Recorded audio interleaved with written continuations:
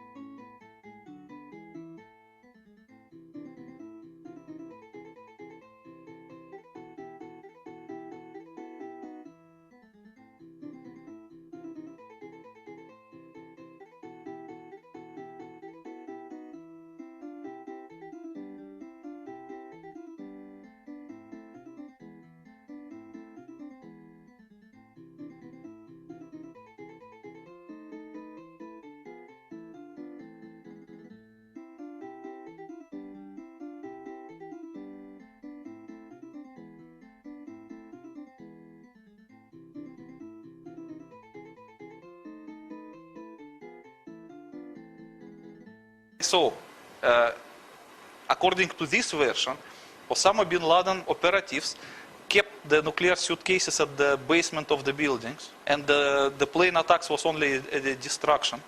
And in reality, they detonated them by nuclear explosions of the stolen Soviet suitcase nukes. And it caused the towers collapse. So the members of commissions were advised not to disclose this to public, but just to produce some false report to cover up the truth. Because they don't want to scare the people by the nuclear weapon. And The commissioners agree.